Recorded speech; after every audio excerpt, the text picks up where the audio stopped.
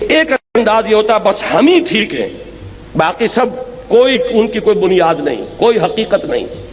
آپ کو جہاں پر بھی جو حق نظر آئے اس کو تسلیم کیجئے، جہاں خیر نظر آئے اس کو مانیے، تاکہ لوگوں پر یہ اثر قائم ہو کہ ان کے اندر تعلی نہیں ہے، تکبر نہیں ہے،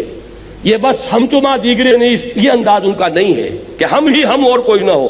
بلکہ یہ حق جہاں بھی پایا جاتا ہے اس کو مانتے ہیں۔ صحیح بات جب سامنے رکھی جائے فوراً تسلیم کرتے ہیں، حقیقت جب آئے لپک کر قبول کرتے ہیں، جیسے کہ حضور نے فرمایا الحکمت ضالۃ المومن هو احق بها حیث وجدها، حکمت اور دانائی کی بات تو مومن کی گویا کہ گمشدہ متاع ہے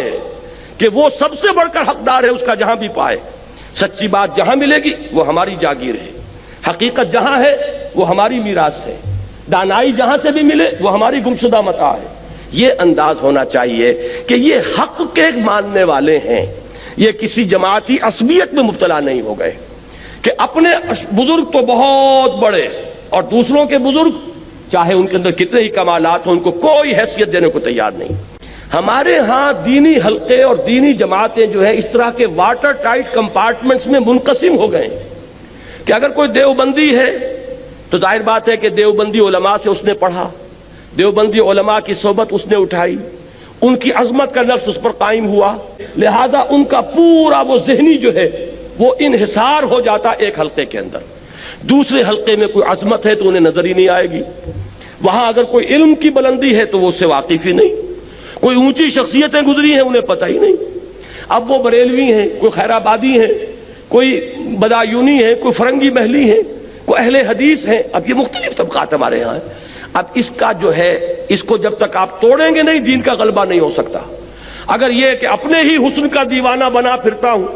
اور اپنے ہی بزرگوں کا پروانہ بنا پھرتا ہوں تو ان کے بزرگ وہ ہیں، آپ کے بزرگ یہ ہیں، آپ کے اور ان کے درمیان قدر مشترک کہاں سے آئے گی؟ تو اس بات کی ضرورت ہے کہ مختلف حلقوں کے لوگ جمع ہوں یہاں پر آ کر، تاکہ مختلف لوگوں کے جو ماضی ہے ان سے واقفیت پیدا ہو، ان کے ہر حلقے کی جو عظیم شخصیتیں گزری ہیں ان سے تعارف ہو۔ جب ان کی عظمت کا بھی نقش آئے گا تو دل کے اندر جو تنگی پیدا ہو گئی ہے اس میں کشادگی پیدا ہوگی انشاءاللہ العزیز۔ تو یہ چیز بھی ہمارے دین کی اقامت کی جد و جہد میں بہت اہم ہے کہ اپنے سینوں کو کشادہ کریں، نگاہوں کو کھولیں، کانوں کو کھولیں۔ صرف یہ نہیں کہ بس کسی ایک ہی گھڑے کی مچھلی اور کسی ایک ہی کنویں کے میڈک بنے ہوئے ہیں، بلکہ چاہیے کہ دوسرے حلقوں کو دیکھیں،